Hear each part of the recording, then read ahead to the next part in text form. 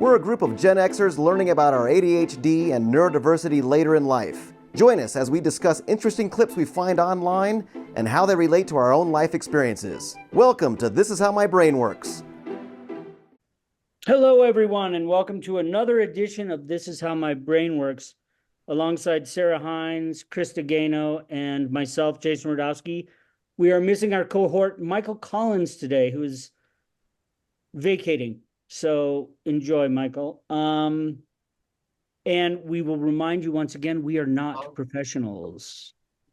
We are simply human beings, middle-aged adults, talking about, well, neurodiversity. And today's clip is just a funny clip about being neurodivergent in the household and having a family who's neurodivergent, all of them. I know Sarah and Krista, you've heard of Rich and Rocks, the ADHD love. So you watch a lot. You love them. We love them. Plus the British, we like that too. All right. So, oops. Let's go to the clip.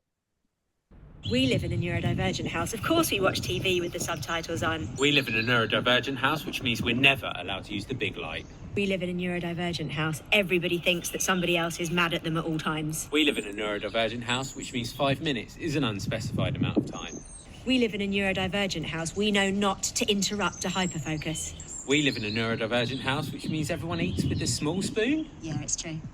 We live in a neurodivergent house. There's probably a wet load of washing in the machine right now. Well, I feel alternately abused by that and seen by that. The little spoon, I didn't know that was a thing. I don't know this little spoon thing. Oh my God, the little spoon thing. The little spoon thing. So like when we're serving soup, I don't think we ever use soup spoons. Those things are way too big. We might use them to serve the food, but like, yeah, when we're getting Chinese takeout, all the soup spoons come out to serve the Chinese takeout. Of course. Well, yeah, I get that. But the rest of the time, those spoons never get used. Like if we're having soup, we use the teaspoons. If we're having if anything can be spoon food, it is little spoon food. So gnocchi. So like you're talking about, hold on. You're talking about a normal spoon. You're not talking about like the little teeny spoons that people collect in the South. I'm talking about the little tiny spoons. Like we do also have the same size as like the little fork they give you to get the crab meat out. Yeah. It's the same size as a fork, but it's a spoon, and it's only like you could barely put like maybe 2 Advil on it. Like that's how much it accommodates. You know that like these small pills. IKEA sold a silverware set for your dolls, and it had forks and spoons and whatever, and we use those for real eating. Like if I'm doing desserts or pudding, they go in the little, we use those a lot. It's pathetic. Okay, do you use the little forks too, or do you use big forks? We don't have little forks. Yep. Well, we have little. I do. We'll use those for pickles, like cornichon, to get the cornichon out of the thing. Oh, in fact, no, I mean, listen, the normal size spoon, because I think the other ones are the big spoons. The normal size spoon for me absolutely get used first in the house, like unless you're serving, of course. Right. But I just didn't think it was a thing. I didn't think it was a thing either, but they find like half the family wants, when eating ice cream or something, they want to use that tiny spoon. Yeah, that's true too. One was a gift for one of the kids, like when they were born. Do you know what I mean? That's now the baby spoons we don't use. No one in our family's using. It's all very confusing, but yes, we use the very, very, very small spoons. And I will say, I've had people over, and when I ask them like for soup, other people use the big soup spoons, and it was. I will say for soup, I use bigger spoons. Anyway, the thing that I found funny about that is that we just had it, actually, Greg and I did just a few minutes ago before this started, is how much of our stuff can bounce off each other. so it's not as if we're, you know, when she said like, we're in a neurodivergent house, there's no small talk. There really isn't small talk in our house either, but I mean, it's not like we're all doing it at the same time. So like literally Greg just got home from a business trip. We spent some time together after Cade went to school today, just to sort of like catch up and do whatever. I come upstairs and he is feeling like he's got that ADHD, like impulsivity and like, hey, we just bonded and I want more of that. And I've got the autism, like we are now done with that and I need to move on. And so, and he said something, I was like, and I literally went, Greg, okay, one more question. I got to move on. And then I felt him do the ADHD rejection sensitivity thing. Oh, yes. And so the thing that is so funny is that sometimes when all of us, when we're bouncing around the house, it's like we're bouncing all these isms that you're talking about. We're like bouncing off. They're not hitting, you know, they're not hitting the same way for everybody at the same time because one person's feeling a certain way. So I feel like we're like, pinballs in a machine, you know. That's a Gen X reference number 1. For those of you who don't know, pinball is an old game that we used to play before video games. Oh my God, right? It was before video games. Yeah, and we'd have to go someplace unless you were super, super, super rich and had one in your house.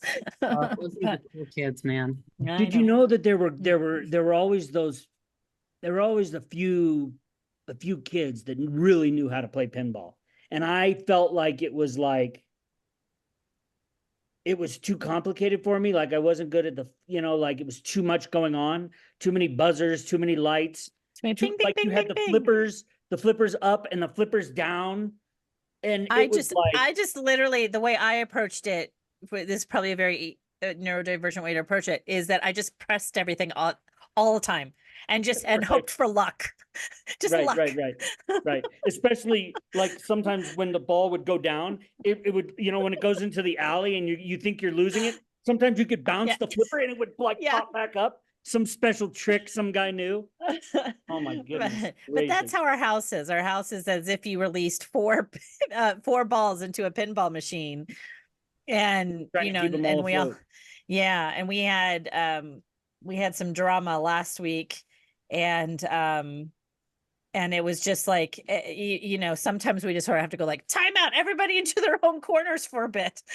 Like, because it wasn't about each other. It was just everybody was everyone was dysregulated. And when all of them are dysregulated, they all come to me.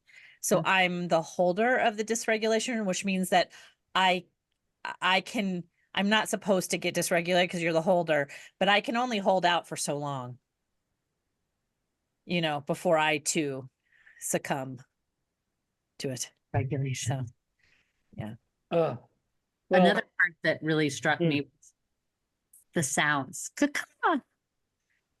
It's like, oh my God, have they been hanging out at my house? We'll do that from different rooms. You'll hear a caca and then another caca. Or like, and you never know, is that the cat or was that a kid? The caca. I don't know if you've ever seen Bottle Rocket. Have you ever seen the movie Bottle Rocket with Owen Wilson? The brothers Wilsons. Yeah. And one of them is they do the caca. A little Wes Anderson. Great. I used to do that when dinner was ready. Instead of ringing a bell, I'd go caca, and like all of a sudden, like they start coming out of their rooms. Maybe I should try that. I have a hard time with Maybe I should try that. I stand at the top of the stairs because it gets sort of the top bedrooms and the bottom. And I go, no, I do it really. I lower my voice. Dinner. Yeah. Because you want to distinguish it from other, sounds and voices. You know what I mean? It's a special time. Yeah. Though, I think they said something in there about 5 minutes. It's an indefinite. It's an indefinite amount of time. That's our house for sure. For me, I didn't realize that my kids didn't have time awareness. And when we would, I'd say, look, we're leaving at 7:30. Now they have cell phones. It says on the cell phone what the time is. It gives you the time. And so halfway through a school year, I'm like, hey, the car leaves at 7:30. 7:30, not 7:32, not 7:34 or 5, 7:30. We've been doing the same thing for 4 months now. And when I tell you 5 minutes, it was frustrating at the time to try and explain what time meant to me, because time to me makes me anxious. If I'm late, especially, and not on time, then I freak out when I'm only the driver. So they're going to be late to school. It's not me, but I would always feel like I was taking that blame, like I'm the one who made us late. But the truth was, and just looking back on that, I didn't have the understanding or the knowledge. I just thought everyone, they have a cell phone. They know exactly what time it is. If it says 7:25, they have 5 minutes. So what do they need to get in that time? But the truth is, they didn't. But don't you know that because of the dopamine hit, that a 5-minute hyper entrance into a hyper focus is or not even is so tempting. It's just so tempting. I just couldn't understand it. I couldn't understand how they had such time blindness. But looking back on it, I was just naive, I guess. I didn't understand. But again, with all the conversations we've had about being neurodivergent, going about things a different way, realize that we're not all made the same, right? And I couldn't see this in my kids. I couldn't understand why there was this huge discrepancy between what I thought was important. Time is so important. And I'd pound it into them, it's so important that you're punctual and you gotta, but they're completely, it's just not important to them. It's just not important. And for as much anger as I spewed, I mean, it sounds like it was a lot, but for as frustrated as I would always get with them, it just made them more and more frustrated. And it made them less, able to sort of fulfill. I couldn't find the right solution to it. And I kept sort of berating them about, hey, look, you got to figure this out. But the truth is, it wasn't part of their vocabulary, I guess. That whole time thing just wasn't a part of it. Well, I have both. I have one, my oldest he's literally like, you said 5 minutes and it's been 5 minutes, 32 seconds and 5 milliseconds. Right. And, so I've got that. And then I've got the other one who is, I've never seen a human stretch out 5 minutes in quite the way that he does. Oh, really? It's insanity, to me, because it's we've got to go to school. We, like you said, we leave for school every day at this time. And literally he'll go back 20 minutes before that and somehow nothing gets done. Uh-huh. And by the way, with me passing the room every 5 minutes or so going, okay, time check. Right. Okay. Right. And just derision, just Mom, shut up. Mom, not. No, he doesn't tell me to shut up, but he's essentially with his words and his, he doesn't say those words, but he'll just be like, ugh, I'm doing it. Well, if you're doing it, how are we still late? It's just, right. I don't even understand it. And then the other one is very much I'm ready. You said that we were doing this now. You said this time, so I have one of each. Well, then they tried to pull that on me once where I was forever I've been with the time and then one time I was a minute late and they're like this. Yeah, look, it's 5:31. You said 5:30. And it was a heated situation. And I was like, come on, really? You're going to pull that on me? I'm 1 minute. And then it became don't talk to each other for the evening. It's so angry. Sarah, you were going to say something? I mean, yeah, I have two time blind kids and one that's punctual, like to all get out. And yeah, I was actually curious, Rudy, how you said that you used to get angry. Like how are you managing it now after our conversations? Has there been They're just older. They have more responsibilities. They just, sort of that middle school, high school, there's just too many other things going on, hormones, schoolwork, you name it, whatever it is, lack of sleep. I don't know. It's just not on their, it's not on their list of things. But as they grow older and more responsibility comes, and it's like, look, you've got a job, or, you need to be at your job, or you've got an appointment that you need to get to, or whatever the case may be. And the truth is, Sarah, they're they see being 21 as an adult. They don't feel like adults. They're like, I don't know, it's so hard to be an adult. Even my daughter, who's on her own, got a great job, she's flourishing, she's like, it's hard being an adult.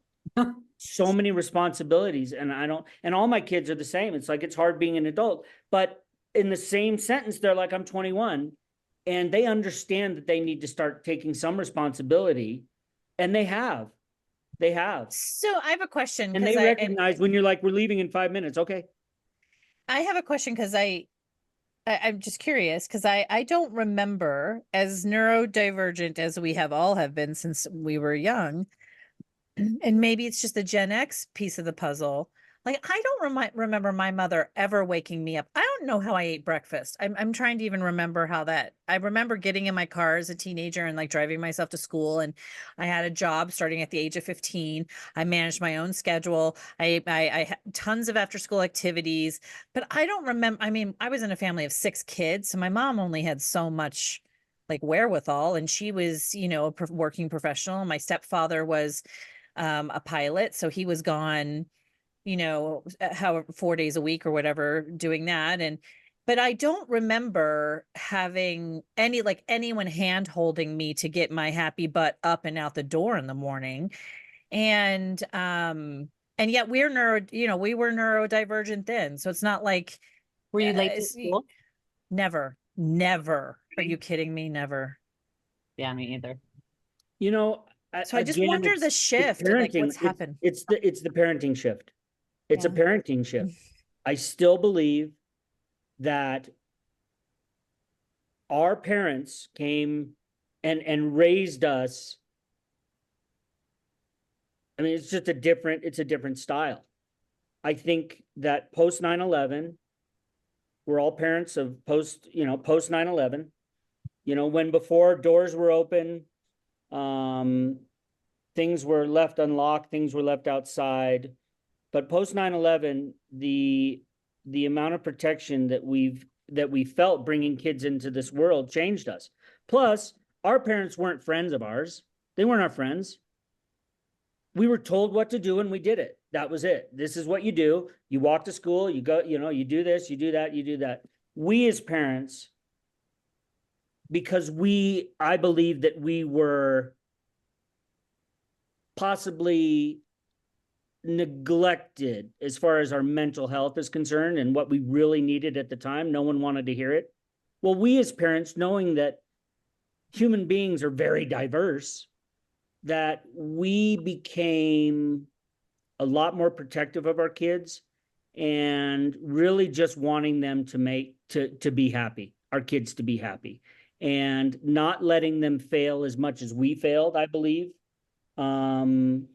And like you said, Krista, kind of holding their hands, I think. Now, I want to make one thing clear because I'm not saying all of us. No, because my mother listens to this. But... No, my mother listens to this podcast. So I do want to make sense. She might have a very different remembrance of how she got 6 kids out of the house in the morning. I honestly don't remember, but I do remember putting mascara on, driving my stick shift, throwing a Pop-Tart in my mouth or whatever as I headed to school. Like, I remember very much managing a huge portion. And like I said, Mom, we had 6 kids, so it was different. But I also, I agree with you that, but that the shift is that has been a shift. But it's such an interesting, it is an interesting thing because because I say to my kids all the time, you'll hear, I mean, they'll tell you, I'll say all the time, I am not your friend. I'm not your friend. I love you. Like, don't, and you'll hear me say, don't talk to me as if I'm one of your friends, because that's not our relationship. So that is said in my house a lot. Yeah. Actually, but I am now, I mean, I think that, but I am very, I probably give more support in like having the warm breakfast on the table for my teenagers every day and all of that stuff. Like I But definitely we recognize, here's the thing. We all have children. I'll speak for myself right now. I have kids all along the spectrum. I feel that we as parents have been able to recognize the diversity in all of our kids. And we have been able to discuss openly some of the roadblocks and some of the disabilities that are preventing one or another child from doing X, Y, or Z, and recognizing that it's not, they're incapable. In some instances, their brain doesn't work like that. They don't. well, and we have the don't have that privilege, ability, whatever it is. and we have the privilege of having language and research around it Yes, that our parents didn't have. beautiful. Well, You're And exactly I right. also think to a certain extent, we were, and I know that there were working women before our generation, but we were the big kind of middle of the bell curve of both working parents. Yeah. And so, yeah, there's outliers and what have you. But so we were the latchkey kids, that joke that is made. So I can remember, like, so when you're asking, do you remember how you got ready in the morning or all of that? My mom was getting herself ready. And I can remember as early as 4th grade, often making lunch for her and my sister, making 3 sandwiches and, walking the dog. Yeah. And kind of doing my fair share. And I didn't resent it. I felt empowered by it. And I remember that feeling of independence and kind of competence and how good that made me feel. And so on the flip side with my own kids, where did I struggle with life? I struggled when I would get home from school and there was really nothing but food that you could cook. We didn't have a lot of snack food in our house, so it was all from scratch kind of meals. Of course, there wasn't even snack food in. Well, There there's wasn't even a Pop-Tarts. concept My back when we friends- grew up. Snack My food. friends had stuff, like there was all of that, but my family didn't have that in our house. And so I struggled. The TV went on immediately. I did not do my homework, did not have good study habits, did whatever I wanted, rode my bike around. My sister we'd be sitting on the couch watching television and she'd have $5. One of my favorite things from childhood.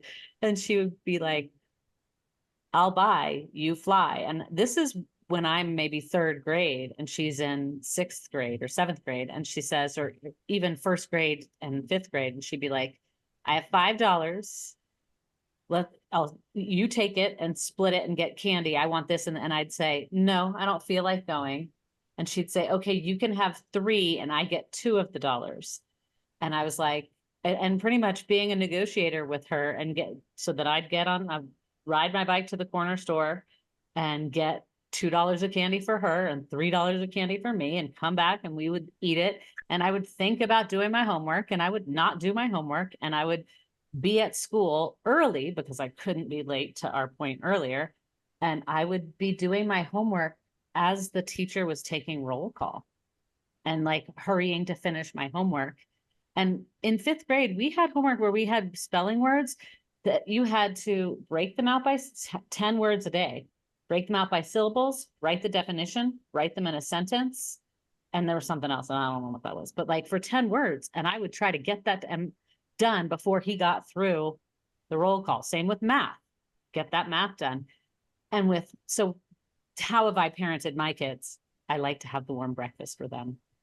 I make sure to have that warm breakfast for them every morning. And sometimes that might be cereal, oops, but not very often, can count on one hand. And I today did not do that. This morning, my kids had, back to that video that we watched, there's the ADHD rage that happens, and there's always someone who thinks someone else is mad at them. Well, they were in fact mad at each other this morning. The one kid, they both are back on the schedule where they're both showering on the same morning, conflict because there's only one shower for them. And the one says, as they're leaving the shower, says, hey, you should get in the shower. And the littler one who just gotten out of bed, and I accidentally woke her up in the middle of her sleep, so she was already dysregulated. So she screams, you know, full reaction. And I had missed my meditation yoga this morning. And so this is happening downstairs. So the one kid comes up and I say, hey, I get that I'm sorry that she talked to you that way, but do you have any self-reflection on why you got yelled at? And the other kid, this kid, starts screaming at me, I don't want to hear it. Now's not the time. And of course I followed them, and they yelled at me some more about following them, and then said, please don't follow me when I'm dysregulated. I need my space. And I was like, ooh, that's glad you said that. Thank you. And I left. And then I went back to the kitchen and started making breakfast and lunch, and thought, I don't want to make breakfast and lunch for these people. Like this is awful. I missed my yoga and I'm now dysregulated. And so I was like, what? I'm not going to make lunch and breakfast for them. I'm going to go do the yoga for 30 minutes because that's about how long it'll take them. So I went back to the big kid and I said, Well, that goes to Krista's point of understanding language of being dysregulated. That wasn't even a term. You think if we said that to our parents, they would have said, excuse me? I don't care. Dis what? I'm sorry, dis what? Dysregulated, huh? Yeah. So then I went and I get out there and get the trash and do that first, or you're not going to have dinner. So I don't know what this dysregulated stuff is, but just go finish what you're.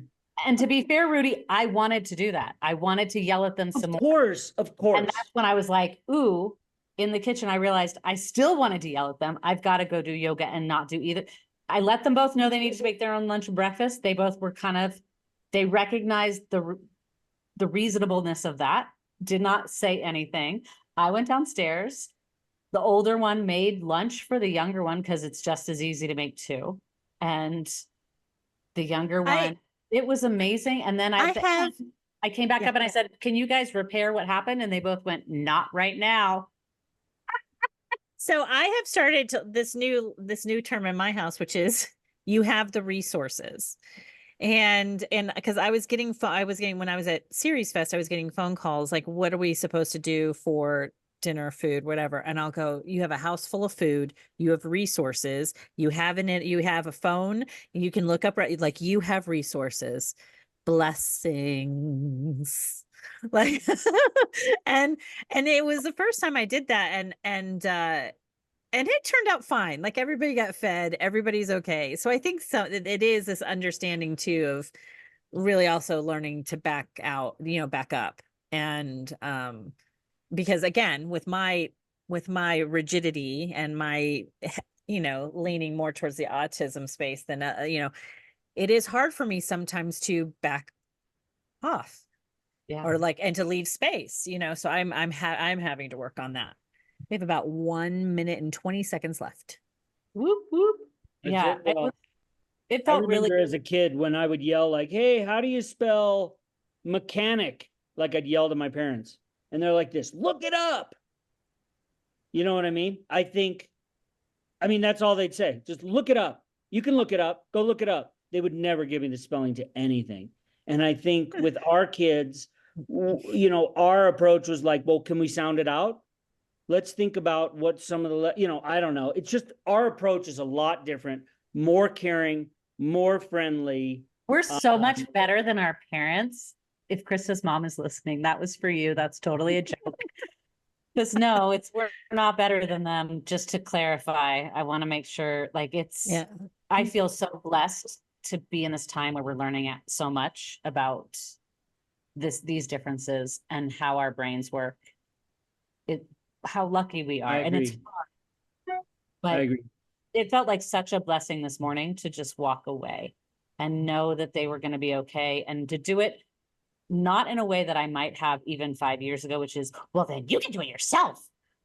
Well, I think that, listen, I think one of the big pieces of the puzzle that is great about this time period is like what Rudy said, we've all been saying, is the language our kids have to have now to advocate for themselves. Yes. Because had they not said that to you, Sarah, you may not, they use those words, you might have gotten in it. But we are now hearing those words and knowing, oh God, okay, I hear that now and I understand that. And so, we did not, our parents just didn't have that, but I'm an incredibly self-sufficient, independent human being due to the way my mother raised me. So that's great. It's an interesting thing to hear our kids advocating for themselves in ways, and their brains in ways that we just didn't have those resources. So, good on us for evolving. Yeah, parenting is not easy. We'll just say parenting is difficult. That's all. It's just not easy. Yeah, it teaches you so much about yourself, which is one of the things that is both the best and the worst part of it. Yeah. You could not be more correct. And on that note, thanks again for listening, everybody. This has been another episode of This Is How My Brain Works. We look forward let's to give a joining one last thank you to ADHD Love. Yeah, I was thinking the same ADHD Love. thing, because honestly, that video was amazing, and Rich and Rocks. every Love single it. thing they said, I was like, oh my, yeah. That's my And they have a book. They have got Couple some great books. resources online. So go check them out. Thanks, everyone. Thank you. Adios. If you like this episode of This Is How My Brain Works, please like, subscribe, and share. For more info on today's clip, the hosts, and our podcast, check out the show notes. Thanks for listening.